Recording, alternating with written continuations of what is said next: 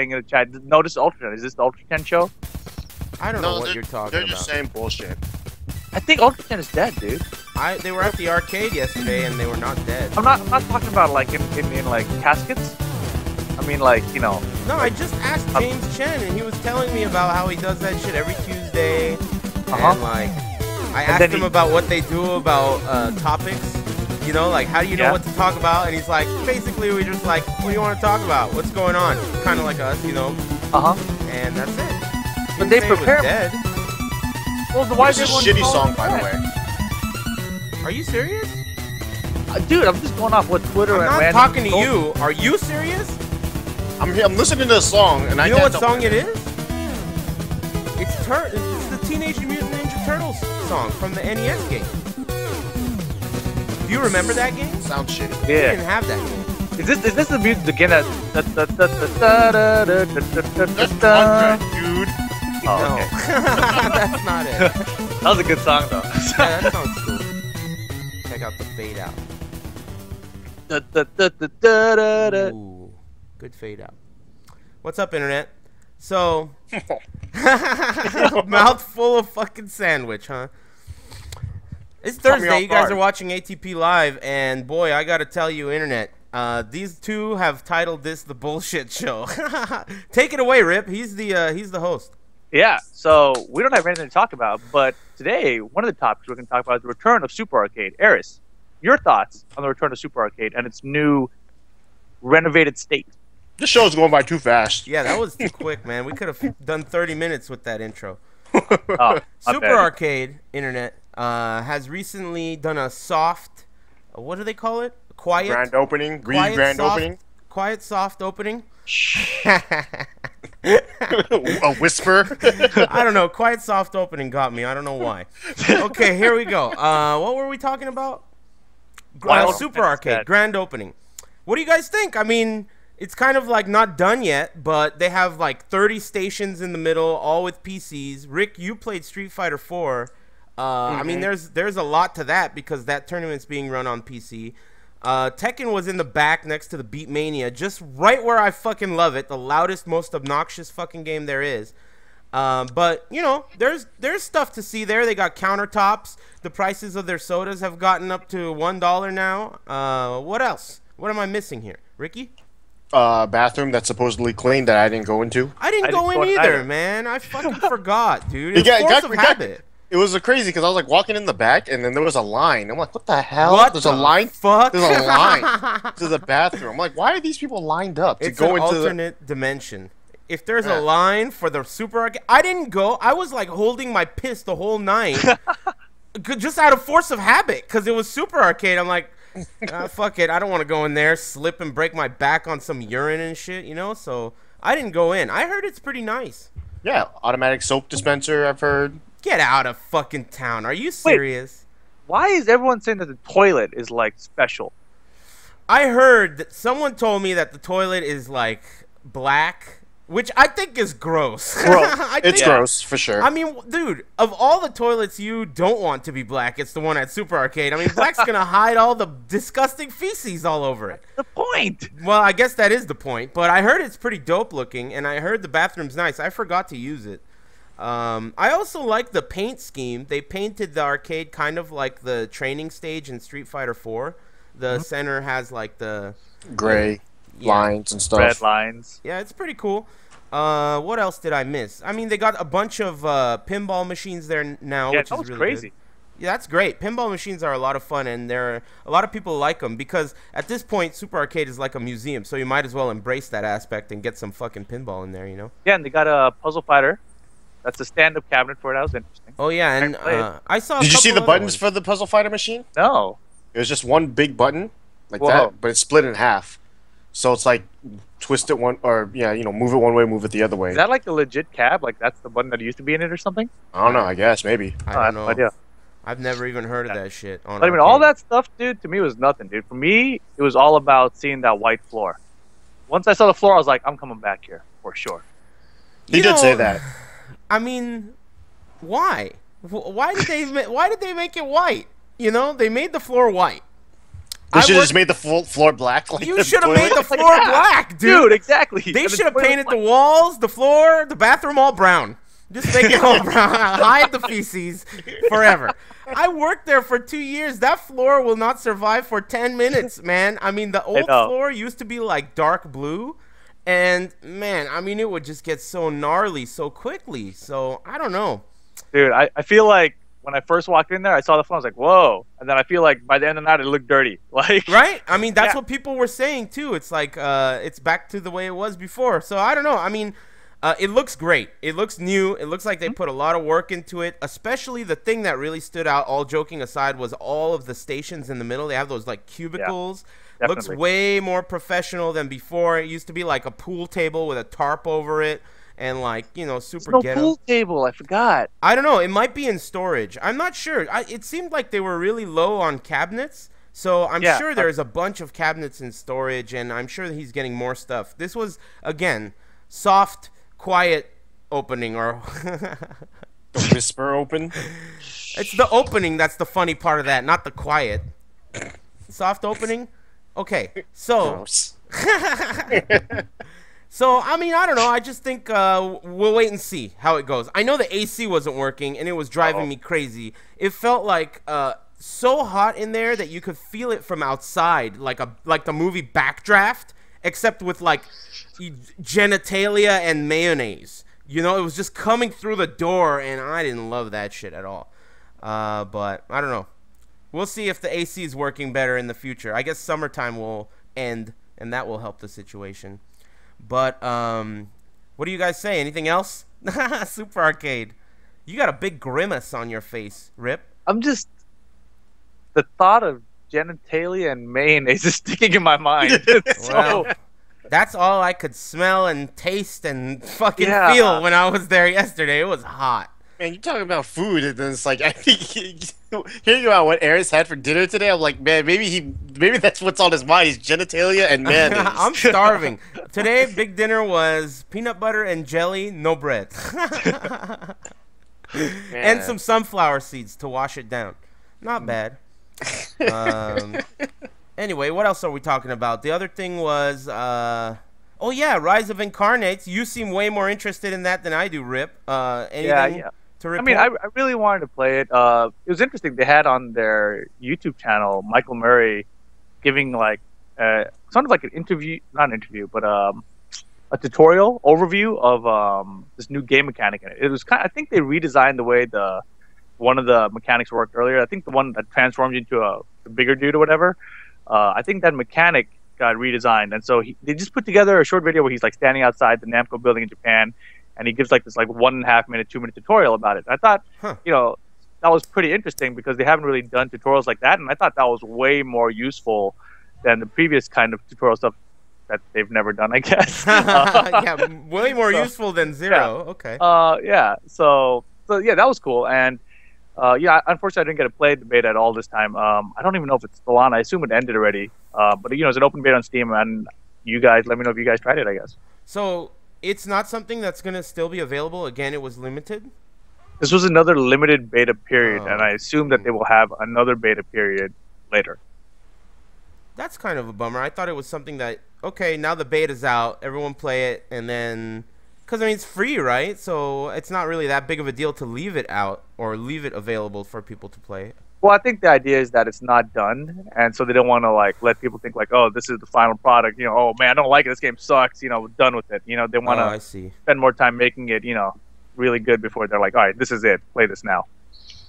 I'm frightened that that's what happened with me with that game. Like, they let me play it, but too early.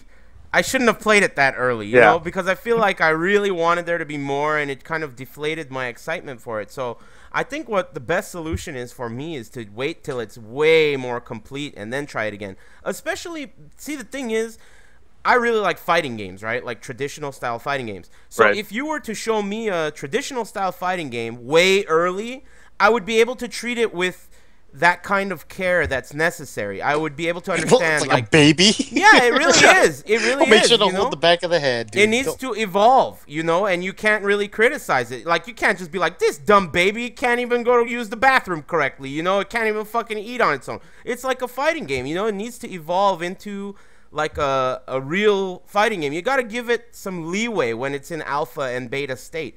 But this game, since I'm not a huge fan of these, like, Gundam types of shooting versus types of games, I feel like I was too critical. Like, you know, I was almost looking at it like a game that was complete, even though I knew that it wasn't. And it's probably because I don't know much about those types of games in the first place. Since I know about fighting games, I can play a alpha or beta version of a fighting game and think, oh yeah, that's obviously going to change because that's not going to work, you know? I understand how cross-ups work or blocking or concepts like that. But the concepts in these 3D virtual shooter on games, I really don't really grasp them. So I think I should give that game another try. I think I was too harsh on it.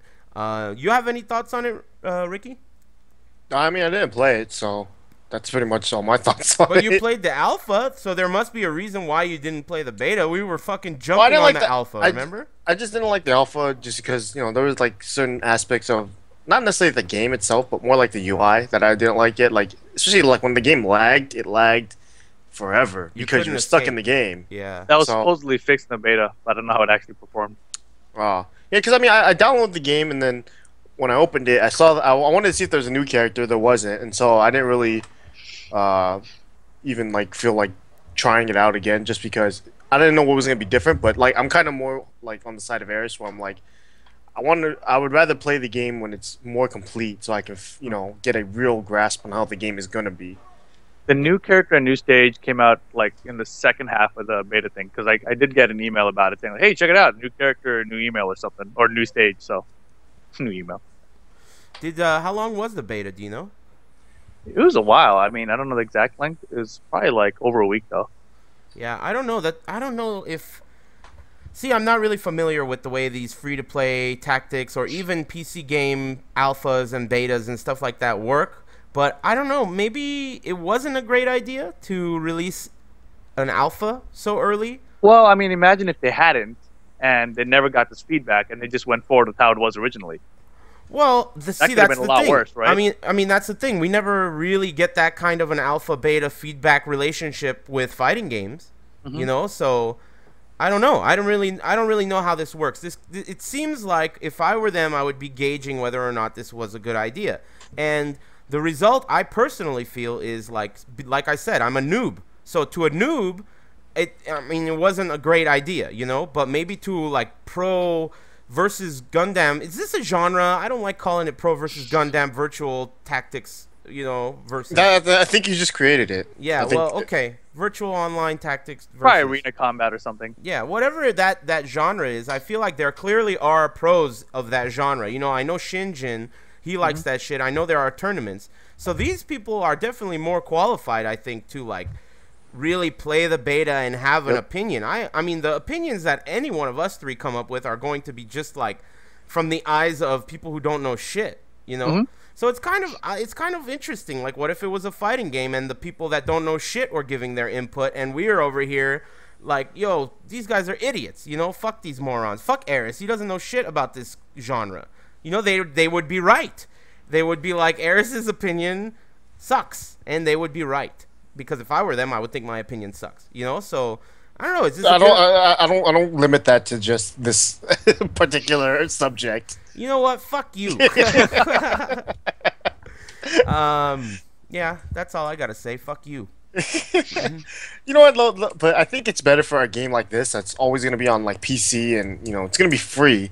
So why not? I mean, if it's gonna be free, why not just give it to people early and, you know, let them test it so that they don't have to put money into having actual beta testers. You know, like they can you know, have like 2 or 3 people, you know, in their team, like really test it out, and then they throw it out for a weekend, give it to a shitload of people. They test it, they find all the shit that those three people didn't find, and then they fixed it like that. You know, it's easier that way. I don't see anything wrong with that style of development. It's just not something I'm not really used to. You know, fighting games really don't do that. No, yeah, but this is pretty common in the PC world. Yeah, I guess it is. I mean, I remember when World of Warcraft was first coming out, like 2004, maybe even earlier. Like I got the beta for that, like when it was super shitty. You just played and it was fun for a little bit, and that was it. And then you just, I mean, it wasn't nearly as complete, and then you submit bugs, and then the game came out later, and then it was addictive as fuck, and Boom. It got super fat, that kind of shit. Okay. Well, I mean, I don't know. This is like, I keep thinking about fighting games. I keep thinking about the future and how things are changing. Tekken 7's being developed on PC. What if they did something like this for Tekken 7? Is that a bad idea or a good idea? What if they go, all right, arcade release is coming out, whatever date, January 2015. Arcade is coming out, right? Confirmed. February? Yeah, confirmed. I'm just making it up. Let's say that's when it's coming out, right? And then they go, January 31st, we're doing an open beta on PC. And you'll be able to try it out for whatever. Is that a bad idea? Or is that a good idea? I think the beta has come out before arcade. Before Otherwise, arcade is arcade. a beta test. That doesn't make sense. You know what I mean? I mean, I don't know. I mean, this is... Unless they call the arcade, like, this is the beta version, you know what I mean? And they simultaneously release that on PC, that would be crazy. But then people would be paying for it in the arcade and not playing for free at home. That would be weird. Yeah, that's a huge factor. But then again, you never know, man. Sometimes in history, they've come out with console versions right away. Like immediately. Tekken 5, remember that? That was like 3-4 months. I mean, that's right away to me. 3 Yeah, months? I mean, It was definitely right away. From the perspective of an arcade owner, let me fork over $10,000 for this shit, and 3 months, the race is on to make my money back before console drops and fucks me over. So this is a big business, and I don't know. I mean, the future's changing. The fighting games of the future, I don't even know how they're gonna work. PC development, beta tests. It seemed to me like Michael Murray was tweeting in a way like a lot of people were not playing. Did you guys get that vibe? I didn't really see his tweets. What was he saying? He was About saying, Rise of the Carnets, I think you're saying? Yeah. He was saying stuff like, we need you guys to play the game so we can, get your feedback. It's important to create a community. And I think they mentioned something like, it'll be easier to get matches when more people are playing or something like that. Maybe, perhaps as a retort to people having trouble getting matches. I'm not sure, though. So, I don't know. It just, that whole vibe I got from it got me to thinking what caused me to not be interested in it. And that's really the only thing I wanted to mention about that, because I feel like I wasn't qualified. I stepped into a world that I don't know anything about, and... I'm criticizing it with no tutorial, like the in-game tutorial I thought was not good enough. I wanted it to be much better, or perhaps even integrated in the game itself. Like, teach me how to... There's a lot of tutorial stuff in there, though. There was, but the only good tutorial stuff was the character-specific stuff. The system stuff was really grazed over to me. And I already talked to WC Maxi and, Michael Murray about this at Evo, and I mentioned that, I mentioned that very thing, and they said that they were going over the tutorial and they were going to make it more robust than it was. It really is important. At this point, it's just crucial. So have those guys told you anything about the system that's like, kind of surprising that wasn't like in the tutorial? Because I felt that like the system tutorial was like really basic, but I felt like there wasn't much more to the system. I don't know. If that's the case, then my... Well, I mean, you don't... Eris, you don't even like tutorials to begin with. You like... Any game that has a tutorial, you just breeze through and not even... I don't want to read. Yeah, that's true. And I am a part of the pie chart. There are people like myself who don't want to read. I think the best type of tutorial is one that's really integrated into the gameplay. Like, it's clear and it's happening while you're learning. Yeah, but you have to remember, this also it was also an alpha, dude. Like, right. It wasn't meant for they weren't testing the tutorial, basically. They were testing the actual online gameplay. So the tutorial was just there just to help people. All right, get in the... If you want to know how to play the game, read all this shit, and then get in there and help us out immediately. Yeah. Versus putting out a finished product where it's like, yo, look at this shit. This dude has a gun. Polished. Learn how to shoot the gun, and all this kind of bullshit. Well, that's funny that you say that, because for an alpha, I felt like the character tutorials were actually pretty solid. They were pretty comprehensive. Maybe that was already something that they looked at and were like already done with. Yeah, maybe I guess just the that could have been the finished product. Could be. At this point, I'm not sure, but I guess I'm still pretty interested in the game. I just want to give it some time to kind of I want to allow the people who know what they're talking about to mold it into something good, and then I'll try it. You know, because let the baby grow up. Exactly. So, I don't know. Yeah.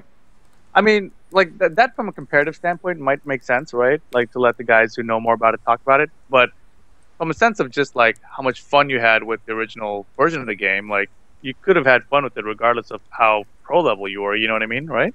That's totally true. That's kind of what I'm talking about. Like even though I'm a scrub and I'm a noob, I'm like part of the picture. You know, there are a lot of people like me who are like, who gives a shit? This is free. All right, I'll try it. I don't even want to pay attention. I want to just try it. You got to hook those people too, you know? So I understand it's kind of like fucked up to not even read a tutorial and then criticize it, but yeah, that's how it went, and you know, that's what I'm saying. I'm not qualified, but these are the facts. You know, I would have liked it to be a little bit more robust. If that's the end of the tutorial, then I don't know. Maybe the game is just too incomplete for me to judge. But I'm still interested. I think it's a great idea, especially just the idea is good enough to warrant a try. You know, a free to play, whatever type of fighting game it is, and all these addictive possibilities, it could be great. You know, it's just, I don't know what I'm doing. I don't know what I'm talking about. I'm sure if I tried World of Warcraft, I would hate that shit too. You know? I don't know. Maybe. You have to learn about all kinds of stuff, you know? Even things I really like Dark Souls. That's an excellent example. I really like Dark Souls. I mean, it's a really hard game too. And what was their tutorial like?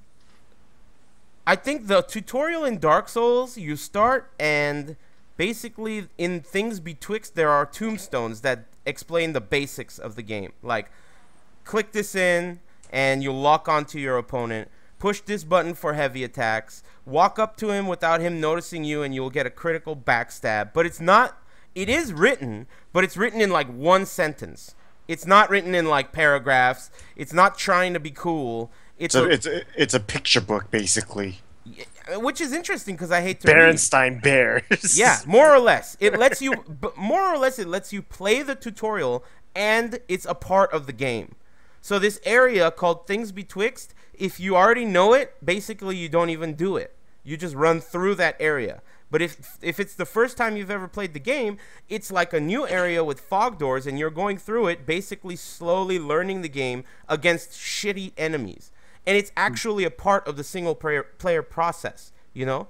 So I think that's an excellent way to do, you know, a tutorial. It's integrated into the gameplay itself. Like, you're playing the tutorial, but it's not a tutorial mode like, what was it called? Fight Lab? I mean, that's like a mode, you know, that you go separately into.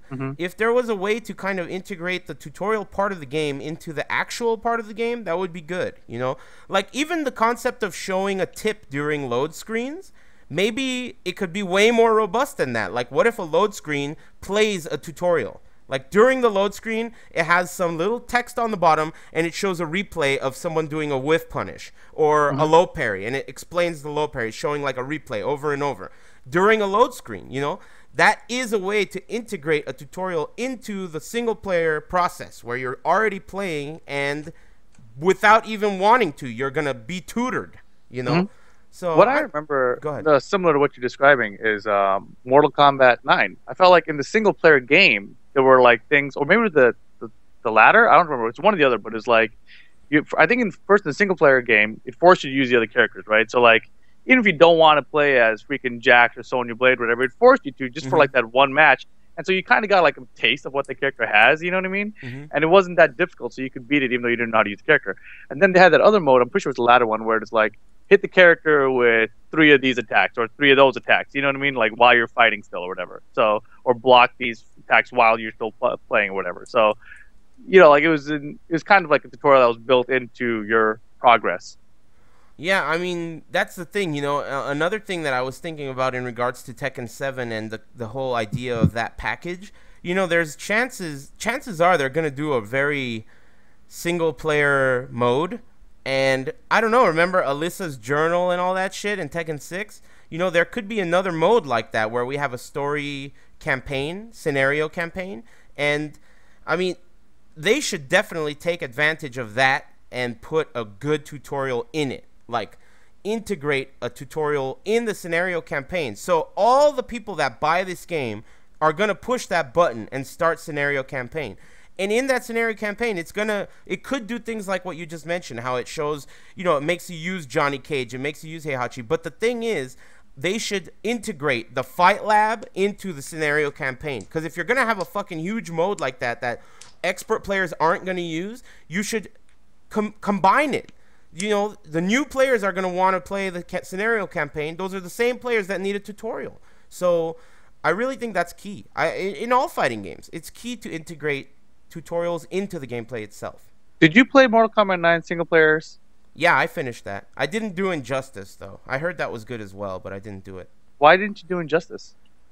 Because I just wanted to shoot fucking Mortal Kombat players all day with Deathstroke. I don't know. I didn't want to... I felt like I didn't need a tutorial, I guess. I don't know. I don't even think you played Deathstroke in the single player Injustice anyways. That's what I'm saying. You know, like, I heard it was cool. Superman, Batman. I don't know. Maybe I just wasn't interested in the characters. I mean, Superman and Batman. A story about Superman and Batman, you know, I could see that anywhere, you know. I just wasn't interested. I felt it was interesting that you said that, like, you know, scenario campaign is like this mode that all the pro players aren't going to play or something. But I was like, dude, I totally played MK9. I totally played Injustice single player. I rest my case. I played Tekken 6 scenario campaign, and you played MK9 story mode too. So I was also wondering, like, you know, like you were technically a pro player, you know, like. Well, okay, here's the thing. When I played for scenario campaign in Tekken 6, I never played it. I never played it at all. Right. For Mortal Kombat 9 story mode, I was basically arm twisted into playing it because everyone was like, Ares, you're fucking up so bad. It's so good. So I played it. You know, whatever. But it wasn't good enough for me to want to play story mode in Injustice. And I especially, to me personally, Mortal Kombat characters are way more interesting than Superman and Batman. Because, I mean, first of all, they're very, like, proprietary, you know, Cabal and all that stuff. And secondly, it's like they're gonna kill each other. They're gonna fucking burn each other and cut each other's heads off and stuff. I didn't think Superman was ever gonna do anything cool like that. You know, he's just gonna fly around and bullets are gonna fucked up ricochet. Shazam. Shazam is hella dead. What did he do? I don't remember. He burned the shit out of him. I gotta play this. And in the story comic, mode. he rips out. In the comic, I'm pretty sure he punches through Joker's chest. Really? Oh, I didn't do that in this one though, so that's why. They black it out in the game, I think. But yeah, in the comic before the game was released, he did that, yeah, for sure. Huh. That was a pretty sick page. Didn't Grundy have to carry out Shazam's body? He's like, see what I'm talking about? This sounds so lame. Grundy carrying out Shazam's body. What is this? You know, like, it just doesn't sound cool. I like the this is like when it comes to storytelling and video game development.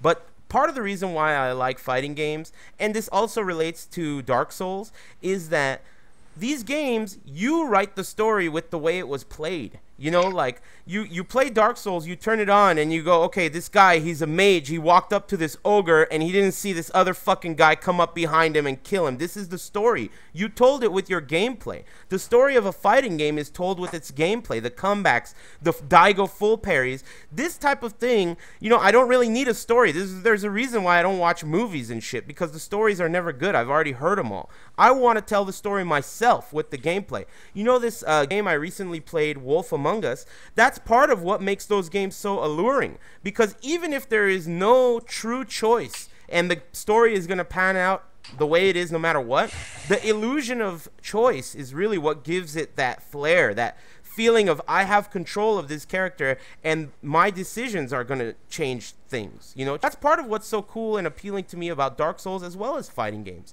So, I mean, I don't know, story modes just seem kind of lame to me. I don't really care. You know, I'm already competing. I'm already into the strategy of the game. I don't really think that it's going to bring anything to the table that I care about. I'm probably a minority on this, but what do you guys have to say about that theory? You go first, Ricky. You seem like you're super pissed. I'm not pissed. I mean, this is... Yeah, you're just a different type of player, you know? Some people love, you know, jerking off to, like, Lily pictures. I mean, that's the shit that they're into, dude. That's true. Some people like it, some people don't, man. It's just that's how it's gonna be. You're a different type of player, so. But I mean, you can't. To me, a fighting game can't have like a robust tutorial mode, anyways. Most fighting games. Why not? Why can't it? Because what the hell are you gonna teach? What are you talking about? Can't teach them how to win. Rip has a YouTube channel that has a shitload of tutorials on it, and so do I. Yeah, but you understand how hard that's gonna be for a game to go like in depth with all that kind of shit. It's not fucking hard at all. It's so fucking easy. How come you don't make? How come you're not gonna make another tutorial then? What? What? I didn't hear. Huh? It. I didn't hear what you said. What? I'm kidding. What? Get on, bitch. I guess I got on there. Yes, you did. I don't know. I don't really care. Good shit. Okay, Rip, what do you think? Ricky's right. You don't care either? Like you said, this is the bullshit show, dude. Let's bullshit on. Well, I mean, I personally think that, first of all, Rickster, you're an idiot. And secondly, tutorials are very much doable in a fighting game in a very good way. I do have a topic on that, or a comment on that. I think, yeah, if they hired people who were just dedicated to making the tutorial section, like, yes, that's what they have to do, but they could do it. I mean, dude, there are resources that are put into creating a fight lab and creating a tutorial mode. It's just a matter of applying the resources correctly. Rickster's like a baby. I feel like I'm babysitting. What's the matter, girl? What's wrong? He got deuced yesterday. That's the matter. Is that the problem? Yeah. Oh, not at all. I'm just not interested with this topic. This topic's not interesting to me. Let's talk about what interests you, Ricky. Ricky, go. I'm not the one making up topics. I'm not Beal. That's true. So who beat you? Let's talk about that. The Koreans. Koreans? Seo and Dong. Wow, you lost to Kof Tekken? Good shit. Kof Tekken fucked me up. That shit was not good. Usually, people who have kids internet, their child is born and their Tekken skills deteriorate. Like, you know, in the case of Tom Hilfiger, many, many more. But Kof Tekken. All right. Did you play Nina Bob? Yeah. Did you drop your attempts at resets all day long? I only got one chance to do it, and I hella dropped it. It wasn't even close. So what's your conclusion at this point? Now the baby woke up. What's your conclusion at this point about you? Oh, she's gone. She's gone again. About that reset, you think it's gonna be something that you apply? I'm gonna try. I mean, the combo that I'm doing is not consistent, and I have no idea why it's not consistent. You know. You got to try it on every character, like Jimmy J. Tran, or else. No, it's not even. That's not even that. Like, if I'm just in practice mode, I'll do it. Like, sometimes it works, sometimes it doesn't. Even though I feel like I'm doing it exactly the same. So, you know, I think it's the characters more than I'm playing, and the way I'm trying to apply the reset more than anything. Thinking too much about it? Hmm? You thinking too much about it, or what? No. It's just the setup I'm trying to do is like one of those KYSG type setups. Yeah, good luck. So I mean, I can get the combo sometimes, and sometimes like I feel like I did the combo right and it drops, you know. So not sure why. And was this the first tournament you played with Nina? Well, I mean, I played other tournaments bullshit, but I mean, this was the first time I played it in a while. Yeah. And how do you feel about this new relationship? Because I feel like I'm having a rocky relationship with King. Your relationship with King is better than mine. With Nina? Yeah. Oh, things are trouble in paradise, huh? There wasn't even paradise. So no paradise, huh? Nah, I mean, yeah, she's probably going in the garbage. Hey, by the way, I've registered for Strong Style. Oh, nice. What about you guys? I registered like 2 weeks ago. Damn it. It's Internet, okay. You guys I'm in the better trailer. all register. Anyway, on the topic of new relationships, so I don't know about you guys, but personally, when it comes to playing a character in tournament, it's totally different to me than when you're playing them in casuals. Like, I could pick a character and, you know, I feel like I know how to use this character. Like, I could play a bunch of characters in Tekken Tag 2 in casuals and feel like, okay, I know what I'm doing. I know the combos. I know the juggles or whatever. But when you apply the whole tournament aspect of it, it becomes completely different. Like, when you've got that moment of clutch and you don't know what to do, it's a really terrible feeling. Like, that's how I felt at first when I played. So I played BL. I mean, that was like, I beat him. I don't remember what happened too well. He was saying stuff in my ear. It was kind of closer than I feel like it should have been. But then after that, I played against Chet Chetty, and I felt like I know how to beat Chet Chetty. I've done it so many times, but I didn't know how to do it with this character. Like, there were situations he was putting me in where I just froze because it didn't come to me naturally. And that made me very uncomfortable. And of course, that's something that happens all the time with new characters. Do you guys, I know, Rip, you haven't played a new character in forever for realsies. But, I mean, is this something you felt too, Ricky? Like, is this a thing you share with me?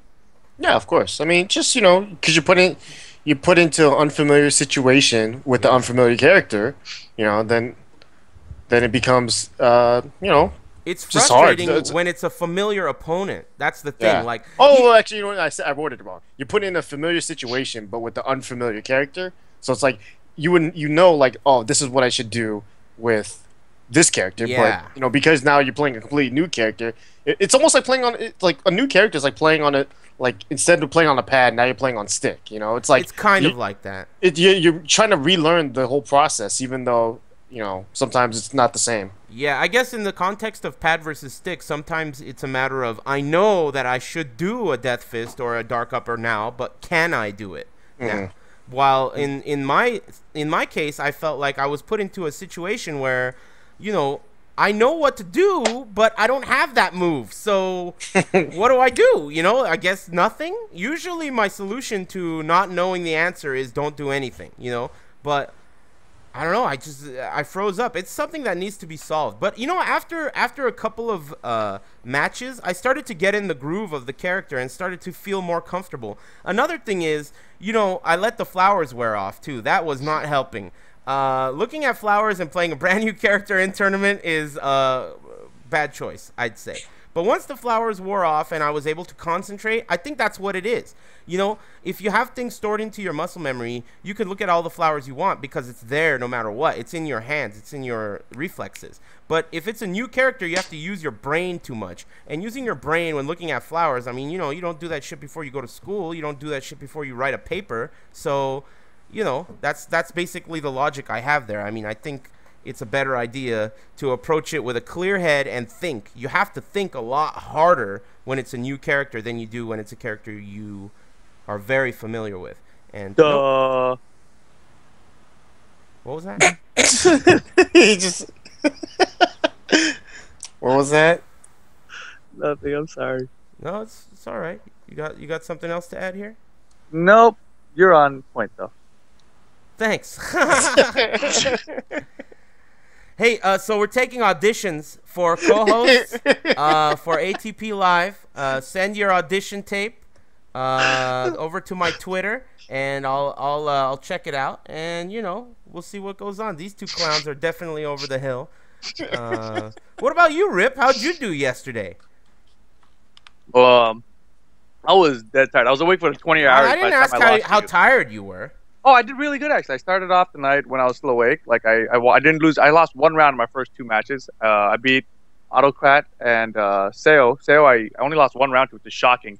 Yeah, you beat him up. I commentated that match. Yeah, that was really surprising because the last couple of times I've played against him, he's really given me a run for my money. I recall you saying that too. And the only round you beat him yesterday was a miracle on his part.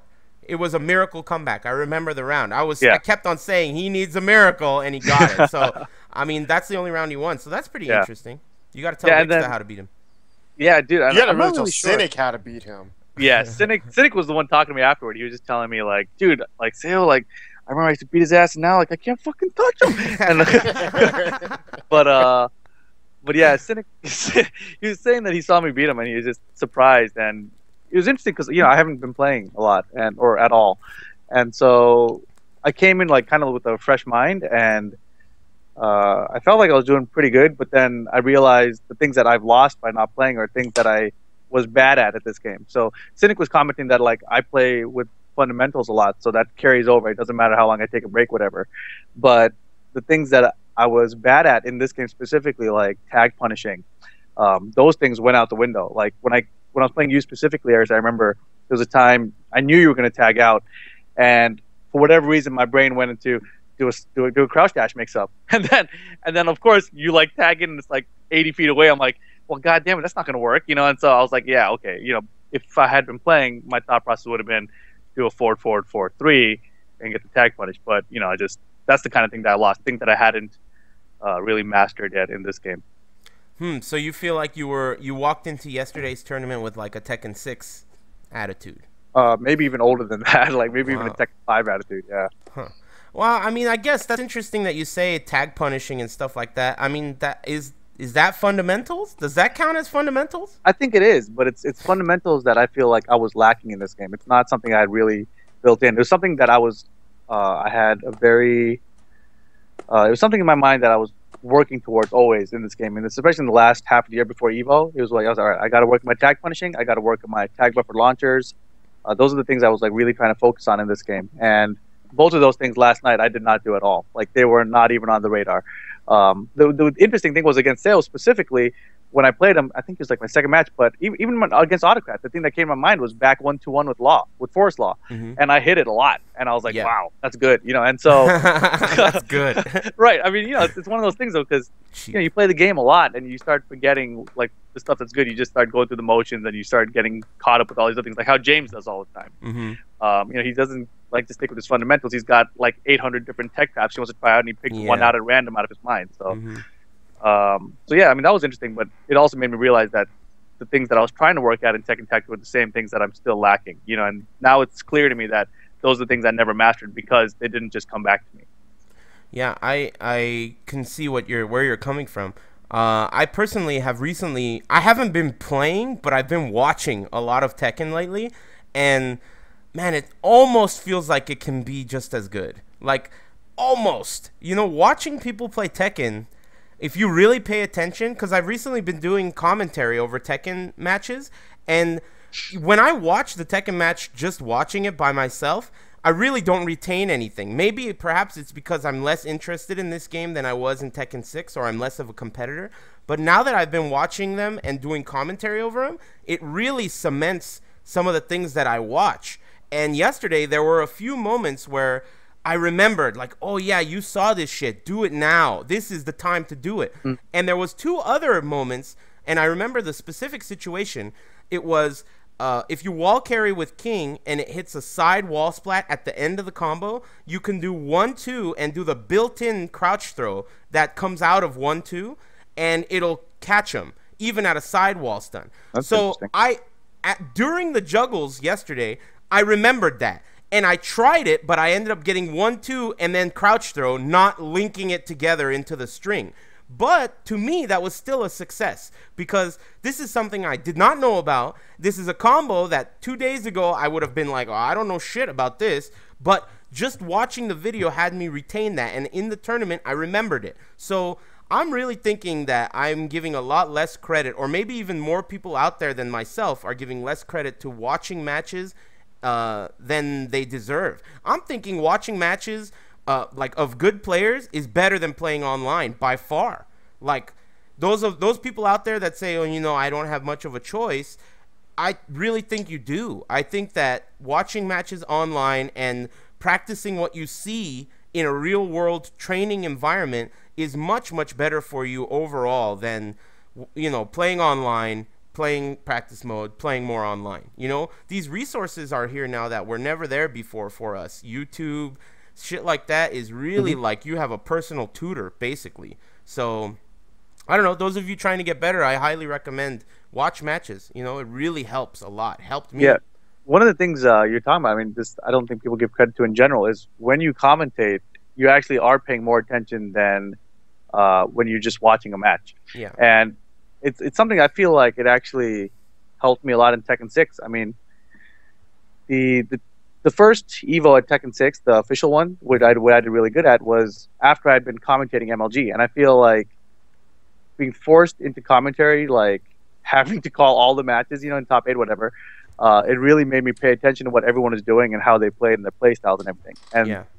And I think that really helped and made me realize what people do at what parts of the match, what they need to do when, and what me as a player needed to do when, etc. So I think commentary is actually a useful tool to improving as well. So even if you're not a professional commentator and you're watching a match, like I would suggest being kind of active when watching it, not just be like, oh, okay, hey, he's winning, you know, whatever. Right. Like Yeah. actually try to pay attention and see like okay, what does he need to do here? If I was in if I was in his position, what would I need to do? You know, and see what he does and see what you would have thought to do, etc. Right. And it'll probably help you more. Yeah, that sounds really interesting. Perhaps this is a strategy on how to watch Tekken videos, because in the past, I've gotten a lot of messages and stuff from people saying like, you know, I watch match videos, but I don't know what to look for, and like, I don't really know how to use match videos to improve. And really, that might be a good idea.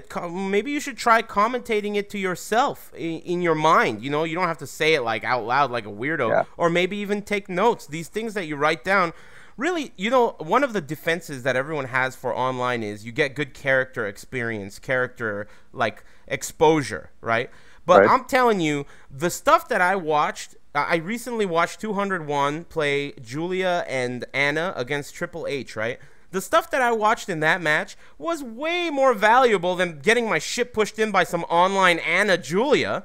I mean, this is real stuff. I'm going to remember it. This is what happens in the real world, you know? So I think that watching videos gets way less credit than it deserves, you know? And I'm really realizing that firsthand. I kind of feel like playing King really makes me feel like a total noob, you know, and I'm like, I don't know all the intricate details. I just know the basics of the character, and I understand the concepts. But there's a lot of fine-tuning that you have to do in a tournament, and this fine-tuning is being done by other people. That's like, I'm letting other people make the mistakes and do the legwork for me, you know, and I think the internet can take advantage of that as well. You know, it's a good tool. What do you think about it, Ricky? Do you watch matches, or are you considering it now that I've given you this advice? Maybe you'll beat Dong next time? I watch matches, but not enough. You know, definitely not enough. I mean, the main matches I do watch are like tournament matches, where you know that's why I get some like sort of information and things like that. I don't usually watch like I guess certain characters. Like I probably should watch more like Ganryu or Bob matches just because it'd help me for sure. But I mean, I did actually watch a lot of only practice recently because of Nina. I wanted to learn, and it was hard for me to grasp anything because everything was new. So it was like I was trying to pick everything out, and then I almost overloaded, and then now I don't know anything. So I think it definitely helps though, as long as you you just kind of look at the player and see what they're doing and try to analyze as to why they're doing that move in that situation.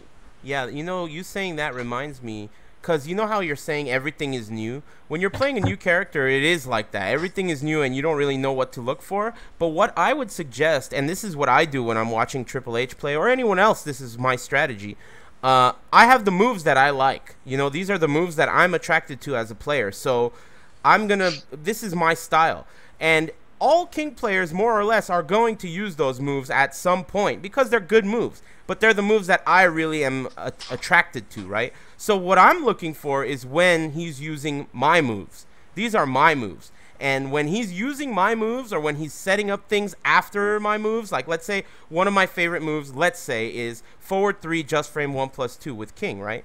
So if I see him use that, I want to see where he used it. I want to see how he used it. What does he do for wake-ups afterwards? These are all things that you could easily just fucking learn in 5 seconds off of this video, and it'll just instantly take a situation where you land this move and don't get shit to you land this move and you get it like 50% on Okazemi or something like that. These are big differences that it can make. So maybe that's a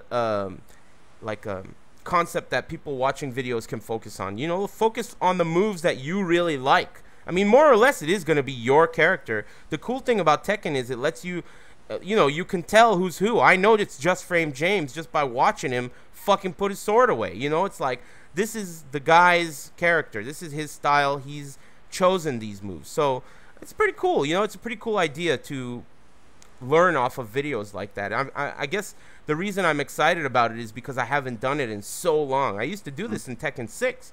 I never did it in MK. I never did it in fucking in Just Ass. I felt like in those games no one was there. I was the guy, like I was the guy. And that's really not as cool because you have to do all the work yourself. You know, like there were a few people in Injustice that I felt like, okay, I'm watching him. Slips, you know, he was one. There's this guy Craven. He had a cool YouTube channel with a lot of setups and stuff. But other than that, real world, you know, Deathstroke stuff, I had no one to go by. I had to make everything up and steal stuff from Charles. You know, so basically, more or less, it's nice for me now to have all this archive of endless material to go through and improve at a pace that's just like unnatural. It's like the Matrix, you know. I want to learn how to fly a fucking kite.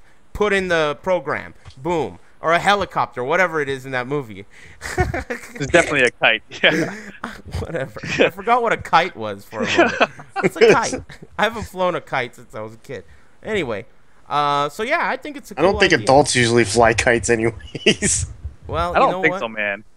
I don't remember what a kite even is, man. Who gives a fuck? I misspoke. Fly a airplane, whatever it is. Kite, helicopter, same thing, dude. Helicopter, there it is. Helicopter? Whatever. Anyway. So what else? What else is going on? Bullshit me a little bit. Oh yeah, Ninja Turtles, the movie. Oh yeah, Unbreakable, or what's it called? Unbreakable 3? Expendables 3, dude. Oh, Expendables 3. Okay. Unbreakable 3. That sounds like a tight movie, though. The Unbreakable 1 was a gem. Yeah. Oh, it fucking sucked. Anyway, so you saw it, right? You were telling me it was whack. I told you to save it for the show.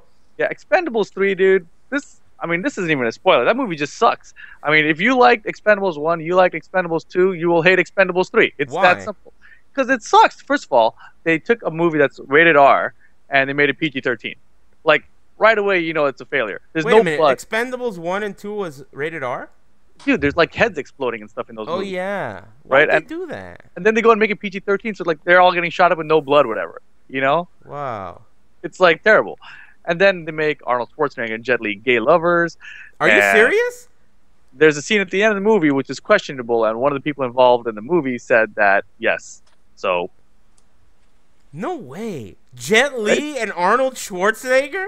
This really is Unbreakable 3. What did they do? Yeah, it was bad. I mean, and the whole movie was more like, they tried to make it more serious and story-driven, like, we're all so old, so I don't want to take you old guys with me no more. There's a spoiler alert, by the way. You know, so he drops his old team and says, like, I'm going to go pick up these new guys because I don't care if they die. And so the old guy's like, what the F? And then, of course, the new guys get captured, so he's got to go back home and, like, pick up someone else. And, of course, the old guys come back. And they're like, we're not that old, blah, blah. And then they make Jason Statham, like, act like one of the old guys, like, I'm too old to be fighting anymore. I'm like, he was the youngest guy in all the movies, pretty much, you know? That movie sucks. Sounds like you really didn't like it. I could have told you it sucked from the moment I heard about it. I mean, I'm sure that movie's going to suck, right? I mean, how could you think it was going to be good? Because Expendables 2 was pretty good. Which one was Expendables 2? Did I watch that? Damn, dude, he holds the knife to the guy's chest. The other guy holds the knife for Van Damme, so Van Damme can spinning kick into the guy's chest. That was so funny. That was the most hilarious death scene I've ever seen. I don't remember it. Yeah, because you probably never saw the movie. It was hey, wait a minute. Is that the movie where that black guy uses this gigantic gun to, like, fuck everyone up and it's funny? I think he does that in part 1. Oh, I've seen part 1. Yeah. It was cool. Mm-hmm. Yeah, part 2 is better than part 1. Is it really? Part 3 is the worst. Yeah, it is. You know, I'm really disappointed because I'm a fan of Arnold Schwarzenegger's and I wanted this movie to be good. Because this is like the first action movie he's been in, right? Since he was the Governor? The first series, yeah. He had a movie called like The Last Stand or something where he was like a sheriff in a shitty town by the border of Mexico or something and he had to protect people. Whatever. That movie was better than Expendables 3. Aren't you guys noticing that every movie sucks? No. What Guardians movie's of the Galaxy was awesome. Which one? Guardians of the Galaxy. The one that you didn't know that was an actual movie. I still don't know that that's an actual movie. Is that the sequel to the one with Tim Allen? Vin Diesel is in that movie and he's a tree. Yeah. And Bradley Cooper is Rocket Raccoon. Wait a minute. That's like a Marvel thing? Yeah. It just came out a couple weeks ago. No shit. Yeah. What do you think Guardians of the Galaxies really was? I thought it was the sequel to the movie with Tim Allen and Sigourney Weaver. What? You remember that movie, Internet, with Tim Allen and Sigourney Weaver? What the hell's a Sigourney Weaver? You don't know who Sigourney Weaver is? She's the girl from Alien, dipshit. Yeah, I've dude, never but seen I that. don't know about a movie with Tim Allen in her. Yeah, it's called Guardians of the Galaxy. What is that movie called? It's called Santa Guardians. Claus? The Santa Claus 3? No, it's something of the Galaxy. Galaxy Quest. Uh, Galaxy Quest. Galaxy Quest. I thought that. Okay, that's what I tied it to. All right. Never mind. Never God. mind. Guardians of the Galaxy. You know, Galaxy Quest. Unbreakable 3. Fuck it. Whatever. My point is that all these movies suck, and I'm sure Not Guardians of the Galaxy No. sucks too. No There's way, no dude. way it's good. Watch it. You know what? It could have been a little bit better, but I guarantee you it's good. You guarantee me it's good, huh? Guarantee you. I don't know. I was interested in watching the Ninja Turtles movie, and Cynic told me it sucks. Well, we could have all told you that. I don't know why you're interested in watching that. Here's the It's thing, Ninja dude. Turtles. First of all, Ninja Turtles movie was a lot better than I expected it to be based on what everyone said it was going to be. And when the Turtles were on the screen, I was actually kind of enjoying the movie. And the worst parts were just the human actors. If you deleted all the human actors, just had the Turtles, it would have been a great movie. It would have been a turtle movie. You know what I mean? Turtle movie. Yeah. Well, That sounds like a have you cool guys, movie. dude, have you guys seen the Kraft macaroni and cheese commercial with Vanilla Ice? I don't have TV. What? Dude, you're missing out. I gotta get TV for this one Kraft macaroni Yeah. and cheese commercial Yeah. with Vanilla Ice. Or go on YouTube and Google it, dude. Is it good? Kraft macaroni and cheese Vanilla Ice commercial. Yes. All right. If you like the old Ninja Turtles movies, you'll like it. I do. Then I yeah, do. check it out. Okay. All right. Any other movies we want to cover on ATP Live? Any other movies you want to talk shit about? Yeah. Any other shitty movies? Amazing Spider-Man 2, amazingly shitty Spider-Man 2. Oh, Why do you man. keep watching these, man? They're all gonna be bad. Whatever, man. It's fun. You must have a lot of time on your hands. No. 2 hours is a big investment. Yeah, I mean, like, okay. So for me, movies is like hanging out with friends I never see anymore, you know, and like So we it's just like go out. Facebook. What? No, Facebook is just like the people I'm never gonna see in real life again. You know, just like see what they're doing and see how fat they got. You make it sound good when you put it like that. Yeah, But it's not Yeah, that you're missing good. out on Facebook too, man. I don't think so. Yeah, Amazing Spider-Man 2 is terrible. I mean, yeah, no, it was terrible. I was right the first time. All right. Go on YouTube and Google it. Go on YouTube and Google it. That actually makes sense now, doesn't it? Yeah, To some kinda, yeah. degree. Mhm.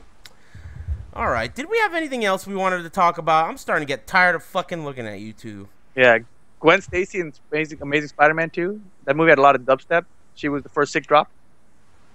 It was I sick. don't know who that is or what you just said.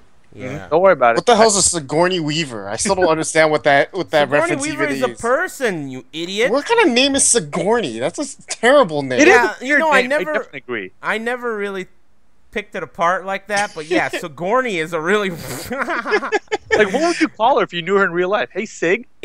or What up, Gorny. Gorny? Gorny? Gorny. I took a Gorny shit earlier. Gorn off the cob. Oh my I god. bet you that was like the worst name. It's just like, you know, Gorny, Horny Gorny. Weaver isn't so Oh. good either. No. Horny Gorny Weaver. Yeah, boom. We're in the 1950s when she was in grade school. That's probably what they called her. Who knows? Tight. Why are we even talking about her, man? Galaxy Quest Part 2. Galaxy Quest. Whatever the fuck it's called. Galaxy Quest with Tim Gallen. Yeah, Tim Gallen and Shlamantha and Shimona. Ugh. I want to play again. When are you coming over? When are you guys coming over? Let's play. Oh, man. Whenever. Except this weekend, I'm busy. Yo, dude, SummerSlam. Let's hear it. What's that? SummerSlam is a WWE pay-per-view. It happens every year at apparently the Staples Center now. I didn't know when they started having just one place for all the pay-per-views. But yeah, it's in LA. But Brock Lesnar beat the crap out of John Cena. Wait a minute. He's the Brock Lesnar was in the UFC. I thought he retired with some kind He was- of cancer or something. Well, he was so good in the UFC that even when he lost, he was still able to become the WWE champion. He's a beast. Is The Rock He's still got in? to do like a dick. What? No. The The Rock? Rock is busy making movies, man. He had that new. Oh my God, the Hercules movie. So bad. If you Well, want, how do you see all these Dude, movies? if you want to see a movie about Hercules that doesn't involve Hercules, then check out Rock's Hercules movie. Fantastic. Huh. Cool. Why do you see all these shitty movies? All right, here's it. Okay, you know that movie, the one about the hell is that dude James Franco and his white friend from Pineapple Express? Dude, curly hair, Seth Rogen. Thank you. Yeah. So Seth Rogen, James Franco, and they go to North Korea, and they're like journalists who have to kill Kim Jong Il or Kim Jong Un or whatever. That movie's coming out later this year. That movie is hilarious. You guys got to check that one out. You've seen it? Yeah, it is. Oh Can we delete this archive? Can we play a song or something to mute this last 30 minutes? Why? That was something I wasn't supposed to say. Don't tell anybody, guys. Okay. You guys, don't tell anyone. What is this? I'm serious. Don't tell anyone. But it's a great movie. You guys should check it out. Man, I'm getting fucking pissed. I'm getting real pissed. I'm getting super pissed right now. North I Korea had doesn't peanut want that butter movie and jelly with no bread for dinner. All right? I'm pissed. I'm super pissed. No good movies. No good topics. Do you guys have any bitch callings? Oh, you know what I wanted to talk about? Let's talk about Strong Style. More specifically, internet, Subtle. He goes by Subtle. His name is Steven. I think his last name is Johnson, though that feels like a made-up name. You guys remember when Filthy Rich used to call me Eris Johnson? Yeah. Well, he called everyone something Johnson. Bobino Johnson? Yeah. You know, when he was the community manager for Namco, and he sent me some loot, you know, for, like, stuff. I think he sent me, like, the soundtracks and stuff. The package said Eris Johnson on it. It was pretty good. Anyway, I mean, I don't even know how it... Oh, yeah, Subtle. He's going to be on the show next week, and he's going to have, like, the way he put it is he wants to do, like, a tell-all. So any of the details involved with Strong Style, it's going to be an open book. So I already have a bunch of questions about, you know, the cost, what exactly is involved in running an event like this, the international liaisons they have to, you know, communicate with all these different people, you know, and I think that show will give you guys a good understanding as well as appreciation for how much work is going into Strong Style and behind the scenes stuff. It's easy to hate Bronson's guts when he comes on these podcasts and just be like, man, fuck you, Bronson, stream it, you know? But I think if you get the perspective of Steven Johnson, who's going to be on the show next week, I think it'll clear up a lot of the questions that people have. So I'm excited to hear what he has to say. He's the one that basically... Who are you going to replace us with for that show? I was planning on just doing it like the way Bronson, you know, the way we do Bronson. He's on the right side above the chat, and the rest of us... No, I meant like, you know, you want a new co-host. No, Ricky, we got to keep it. Oh. Huh? Well, I was kidding, but if you don't shape up, basically at this point I'm putting today's performance on your permanent review, and if you don't get your shit together, basically you're out. You were trying to give hosting. Oh, actually, no, you did give hosting capabilities to Rip. You did. Like, I want one of you guys to host the podcast one day. Yeah, but we want like give us the computer then to do it. Like, look, dude, we've been doing this a while. I think it's time we deserve a raise. A raise? Okay, okay. So we'll that day on this show to talk. You know, I want to be paid in bread. Oh, so you're talking shit about the no bread, huh? All right. All right, I see what kind of fight it's going to be. You know, you motherfucker, you had the biggest sandwich. That sandwich was bigger than you earlier. I'm sitting over here picking the teeth from the jelly. I'm picking my teeth. I got seeds from the strawberry jelly in my teeth. That's all I ate. Fuck you, man. I told you. You told me to put the camera on me. I was like, I don't want to eat in front of you. You made it awkward. Like I wanted to watch you eat. I could. Exactly. I wanted to watch you eat. I wish you were still I could hear you smell the microphone, trying to get a whiff of like some potato chips. Yeah, well, whatever. Either way, I'm gonna get something to eat. Hey, what happened to your leg or whatever, dude? You know, I'm not even sure. I got a limp. It's gonna be some kind of an arthritis problem, I think. I gotta take omega-3s, I guess. Is that like what a doctor said, or what like some guy at Super Arcade said? No, WebMD. It's both. Both. Damn, the local physician. It's pretty interesting. You know, all joking aside, it's pretty interesting how the doctors will tell you the same thing that the guy at Super Arcade tells you. No joke. I mean, every time I've gone to a doctor, that's all they fucking tell you. Oh yeah, it's cool. Whatever, man. See you later. Expendables sucks. It's like, okay, small talk McGillicuddy, huh? What am I even fucking paying you for? You know? Yeah, I'm not all about it, but yeah, it's cool. Whatever. Walking's overrated anyway. Yeah, next topic. Who's a bitch? Well, I was gonna say, dude, I think I might have some free time leading up to Strong Style, so I might try to do some tutorials again here. So if you want to come and do some morning butters with me, that would be good. Anytime. Anytime Yeah. you let me know, I'm down. Just my school's starting next week, and Ugh. so it's never in the morning anyway, right? It's like always it's like 12. nighttime butter. Nah, it's like noon, dude. It's just morning butter with you. We won't do bread. Yeah. Nope. Man, fuck you. Jesus Christ. I'm way more irate today than normal, internet. I don't know what the problem is. I can't see why not, dude. All right, so morning butter. All right, so yeah, I'm down. Just let me know. I'll do it. And whatever character you want, whatever day you All want, right. just let me know. We'll figure it out. I was just kidding around. We'll see. Oh, really? Is that totally a joke? You aren't gonna do butters? We'll see. No, I'm serious. I'll try and make it happen, but I really don't know what my schedule's like. You're so. almost done. Quit being a bitch. Finish It's it. hard, You'll feel man. so accomplished. You'll Dude, I feel got like... other shit to finish to feel accomplished right yeah, now. I guess that's true. All right. Well, quit being a grown-up and start Yeah. making some butters. Well, yeah. Will you? I'll try. All right. Well, other than that, I mean, Dark Souls 2, I'm amped up about the DLC next week. I know some of you guys out there are interested in that. I'm interested in that. I can't wait. I didn't want to be spoiled. I know there's like a gameplay preview that's out that I didn't want to watch.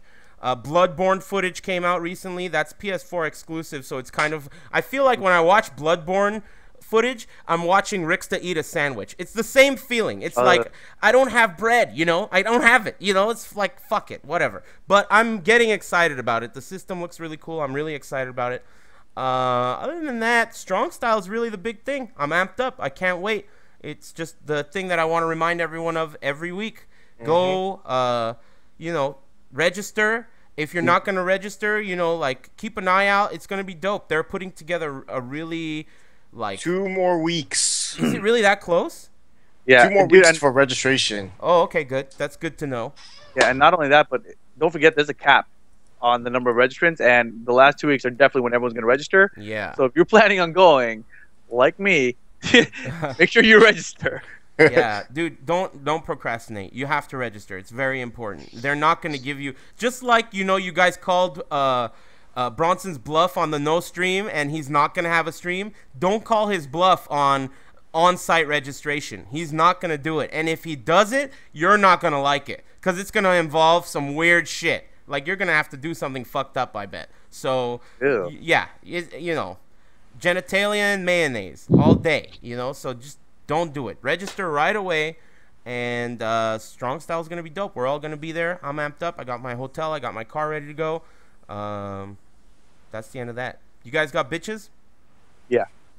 Mm-hmm. So first of all, from the Ninja Turtles movie, Will Arnett, the actor, that guy is terrible. I don't know what he was ever in the past that made him famous or whatever, but like in the very beginning of the movie, to give him like a 1 minute spot, it looks like it's one of those what do you call those things where you it's not written, you just do it off the cuff. Impromptu or improv? Yeah, like an improv, right? And it looks like they give him one of those, and it's like a freaking minute of him, and the entire audience just like it just was totally dead. And so anyway, who is this person? Will Ferrell? Will Arnett. Isn't he the one that's married to Courtney Cox, or was married I don't care who he's married to. All right, I mean, he just sucks. Like, he's a character to me that doesn't even exist in the Ninja Turtles universe, and they put this guy in there, and he's in the movie from like top to bottom, and he's useless. He's not funny, and he just takes up space, and he takes up space in the movie where the turtles could have been. So, I hate that guy. He's a bitch. And like, who is he in the movie? Dude, I honestly don't know. He's like April O'Neil's cameraman in the movie, right? And then also, whoever wrote that script to put that character in there, that guy's also a bitch, because that character is useless. And the worst part is, this movie did so good that they're making a sequel. No and way. They've already announced a sequel, and that Will Arnett is in it, and it's gonna have the same writers and producers and stuff. I'm like, these are the same idiots who can put Will Arnett right back in there, dude. It's like never-ending bitch for that guy. Second bitch calling is people who basically come to a conclusion about a game and call a game shitty without even knowing how the basics of the game work. If you don't understand the basic system of the game and you don't understand all of the options available to you, how can you say that a game sucks or that like this boss is too difficult for you, etc., when you don't even know the basic options in front of you? So people like that, you guys are bitches too. Interesting bitch callings. I have a retort. First of all, it's shocking to me that they can keep producing these movies that we know are really shitty. I mean, I know Ninja Turtles is shitty. Even if it was good, it would be shitty. I mean, if you think about movies like that are pretty good, like Avengers, right? Avengers is a pretty cool movie. It's still shitty. I mean, it's not good. Wait, but didn't you say you wanted to go see it, though? The Ninja Turtle movie? I still want to see it because I love the Ninja Turtles. You know, it's like a childhood thing. It's more of a fandom thing rather than, oh, I think it's going to be good. No. See, here's the thing. The reason I don't go to movies is because they're never good. I mean, it's really 1% or less of movies that are actually artwork. You know, it's like artwork. These actors are artists, and these writers are artists, you know, and there are good movies out there, but they're so few and far between that I don't even watch them anymore. The shocking thing is that movies like this, these shitty ones, can come out, like, you know, Turtles or fucking whatever it is, and they're so popular by people like you. You are the person that went to see it and caused the second one to come out. Fuck you, Rip. You're the problem. You keep going to these movies. You know, 10 minutes ago, you told us 5 movies that sucked, right? It's your fucking fault. You keep giving them money. Nah. It's your fault. These shitty movies come out. Secondly, those movies should be better. They're not going to be better because you keep paying them to make them worse. You keep peeing on them. You keep fucking giving them money to make a sequel that you're going to watch. You're going to do it. You're going to keep doing it. Expendables 4. I am. No, Expendables 4 I will not watch unless it's rated R again. Fuck you, man. You're going to watch it, and you're going to tell me about how fucking shitty it was, and you know it. Okay? Dude, that's worth it to me. Well, you're the problem. People like you can't complain about movies being bad because it's your fucking fault. Movies are bad. Nope, it's not my fault. I'm supporting good movies. I don't fucking pay any money to a shitty movie. If it's a good movie, then let's go fucking spend some real money on it. It's worth the money. What's the best movie you've seen? Ever? I don't know. Yeah. I don't know. There's a lot of good movies, but one that I always mention that I feel like stands out is No Country for Old Men. I thought that was a great movie. What do you think? That was no good? Needs more turtles? Yeah, it definitely needs more turtles, less humans. More Transformers? We got to do a... No? You don't want, like, Jessica Biel to be in it? That would be good. Yeah? Yeah. And Olivia Wilde. Who's that? Dude, from Cowboys and Aliens? And from House? Cowboys and Aliens is a real movie? Yeah, it had You're going straight to hell. You're going straight to hell. Movies like Cowboys and Aliens exist because of shitheads like you. Dude, I didn't buy that movie. And I didn't watch it in the theater. I watched it on Netflix. All right. Anyway, the second thing you said... Do they get paid for watching a shitty movie on Netflix? Do they get, like, money for your view on that? No. Netflix pays for the movies to be on their catalog. Oh, so Netflix is already paying for that shitty movie. Okay. Yeah. Technically, if you think about it, if he watched it on Netflix, that goes down in Netflix as, all right, someone watched this. Good shit. They have shit that's tracking what people are watching. And if Rip watches a movie in its entirety, Netflix is like, good job. Cowboys and Aliens 2, that's what we're getting. And that's why when I go to watch something on Netflix, I'm spending fucking hours and hours looking through movies that I've already seen in the 90s and in the 80s, and I can't find anything good to watch. You know, that's your fault. I bet you could probably find tons of Pawn Stars on Netflix. I wish. I fucking wish. Amazon Prime only has like 7 seasons of Pawn Stars. I want Storage Wars. When are they gonna get Storage Wars? Do you really like Storage Wars? That shit's whack. Love Storage Wars. The one with the fat guy? Water bottle? $5, easy. This eyeglasses case? All right, this looks pretty brand new. This is $20. Yeah, no, they always do that. A hammer? $50 all day. All day. They throw that shit. $50 all day. Broke a VCR with a little spit and grease? Maybe $30. $30 all day. Yeah, I don't know. They don't even have fingers, but you know, good $8. $8 all day. I love it when they say that. All day. I'll sell that all day for $8. VCR. And the other thing you said about not knowing the features of a game and thinking it sucks, you know, you're right. Those people are bitches, but really, the people who make the game are also bitches because a good game will attract all people, including bitches. So I think that there is a flip side to that bitch calling, and I think that the game's responsible to attract everyone. And if we look at Street Fighter 4, that shit attracts everyone from fucking black to white to blue to fucking young to old to any kind of skill level. I remember watching Charles's brother Brian play that shit, and all he did was put a cigarette in his mouth, put on online, and mash on Dragon Punch and taunt, and he would win and love it. He really enjoyed that game online. This is a fact. So he's like the scum of the universe, right, in terms of fighting game players, but he was attracted to the game. So really, there's a flip side to that coin. Though I do agree with you, saying something sucks before you know about it is a really trolly thing to do. And a lot of us do it, you know. But there's a flip side to the coin. I wouldn't say it sucked if it was dope, you know. That's how I feel. Bitch calling, Ricky? Cynic. Did he beat you? No, he didn't beat me. Cynic is a bitch, mainly because that story when we were at your house playing Tekken, and you asked me about this little, like, scar I have on my lip. And Cynic with this terrible hearing, like, I tell you, it's chicken pox. You know, like I had chicken pox as a kid, you know, and I guess it left this scar on my lip. Cynic's not even in the conversation. He kind of hears what we say, and then he goes, "What the fuck is Gigabox? What the hell's a Gigabox? What the hell's a Gigabox?" Like 5 minutes later, too. He's such a retard. Cynic, he loves doing that shit, too. It's always like, he's never, like, fully engaged in the conversation, and then he comes in and just throws from left field, totally not even, yeah, whatever. Anyways.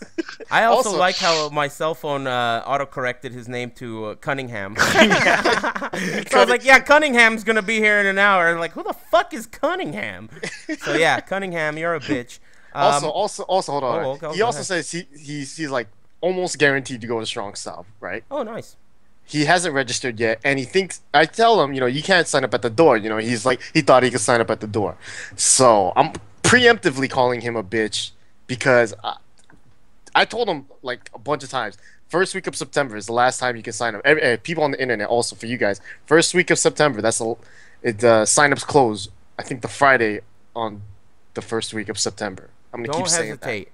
I'm going to keep saying that. Yeah, you better sign up. So, preemptive bitch calling to Cynic, because he's going to try to sign up on Saturday, and I'm going to be so pissed.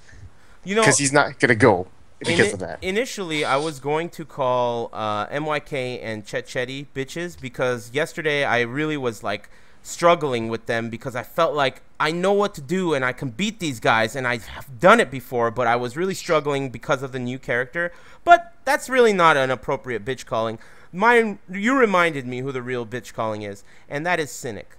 And the reason I'm calling Cynic a bitch is because this guy, of all the people I knew who smoked cigarettes, this guy was one of the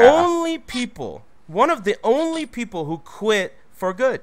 He stopped smoking for like 4 or 5 years.